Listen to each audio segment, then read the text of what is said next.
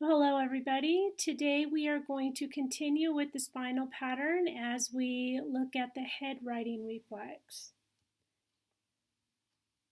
So just to recap, the whole series we began with looking at the withdrawal reflex, which is the fear paralysis, and then we looked at the breathing movement pattern, which is the Moro reflex. We looked at the mouthing patterns, looking at rooting, sucking, and swallowing. Then we started looking at the spinal reflexes, or the spinal movement pattern with the tonic labyrinthine reflex, the spinal galant, the spinal parese, and today we will be exploring the head writing reflex. Today will be the last of the reflexes for the spinal pattern. So just to recap a little bit, the spinal movement is the way that the baby begins to move. It wiggles and flexes and curves its spine. So it's moving from the center out, and from that center, it's going to start to get some recognition of those limbs. The reflexes associated with the spine teaches the baby how to roll, and it begins to understand the left and the right sides of its body. Okay, so today we're going to be looking at the head writing reflex. I'm just going to show you a little video of what that looks like. This is an important reflex for school. Well, you know, essentially most of these actually translate pretty well into school, but here's what it looks like in a child. So as the mother is tipping the baby over, that head is remaining upright. So it's compensating. So when the mom tilts the baby over, the head doesn't just flop over. It's able to look upright, so it still has that upright vision. Okay, so the head writing reflex is part of the oculovestibular system, right? The oculo meaning the eyes, the vestibular meaning the balance. It's all in the inner ear, the nerve. They share the same nerve. It repositions the head in response to body posture, as we just saw in that video or in this picture. It emerges about 2 to 3 months of birth, after birth, and it's a lifelong reflex. So this is a postural reflex versus a primitive reflex. A primitive reflex is a reflex that is there when they're born so they can learn to move. A postural reflex is a reflex they develop that they should have for life, that develops as a result of their other reflexes and their movement patterns. So this is something that we want to see in a child. What we don't want to see is we don't want to see the head flopping over. It means the reflex is not there. It responds to impulses from the inner ear as well as the midbrain, and it helps to develop neck flexor muscles and to decrease in head lag until the head can keep up with the trunk at about 3 to 4 months old. About 6 months old, the baby can lift the head when being pulled up. Okay, so if this reflex is not present, then the child is going to experience balance difficulties. They'll be clumsy, inability to move the eyes without moving the head. So if you ever have a child who's trying to eye track, they're always turning their head instead of just moving their eyes.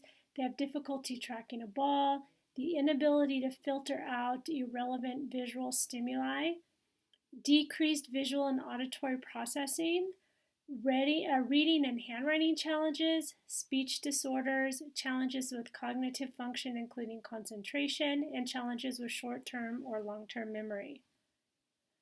So what can be done if you notice that this is an issue for your child? The first thing that you can do is work on some vestibular training. So vestibular, again, being the inner ear, that balance system,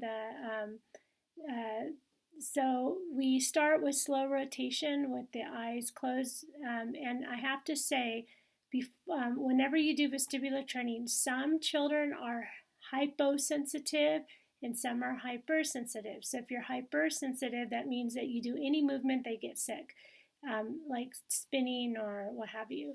And some are hyposensitive, so you can spin them until the cows come home and it doesn't faze them at all. You have to know your child because spinning for both if they're both hyper or hypo, spinning helps regulate that.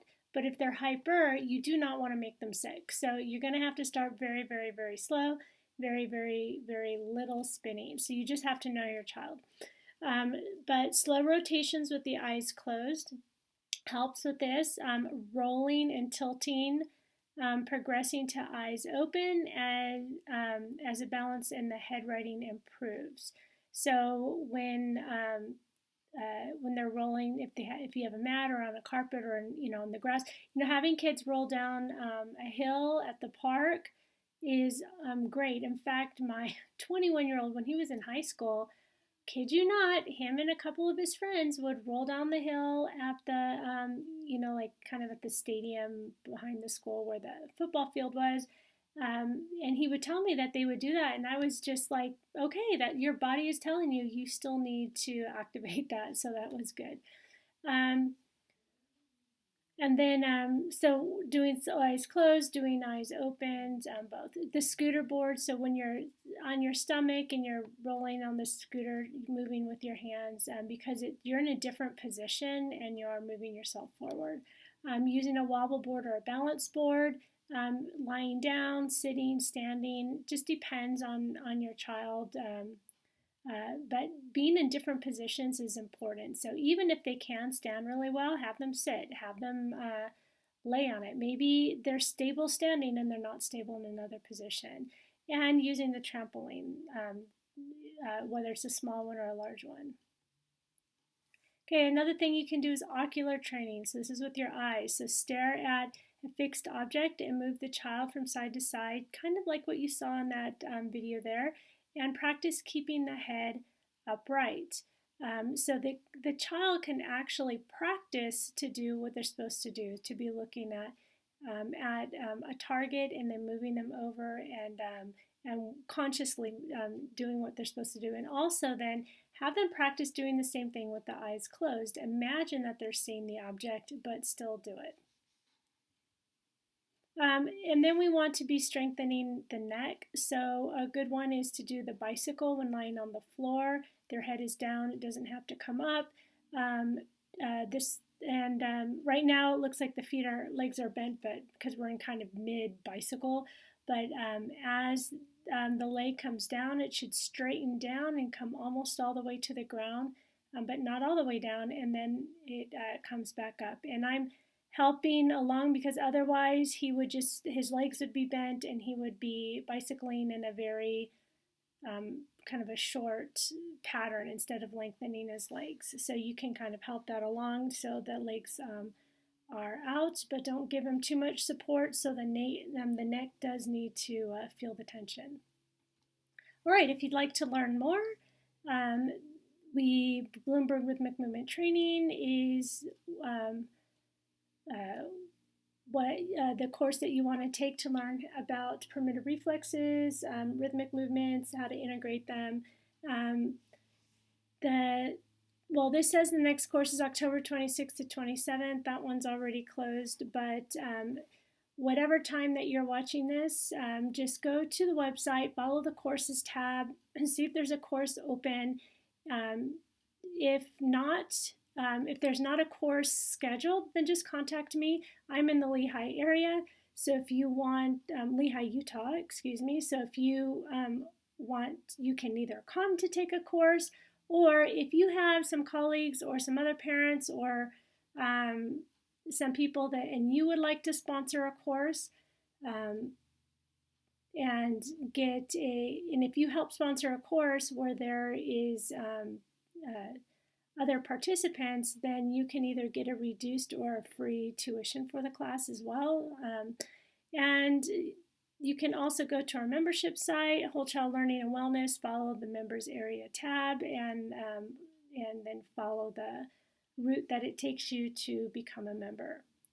Next week, we will begin our journey in the homologous movement pattern as we look at the Babkin reflex.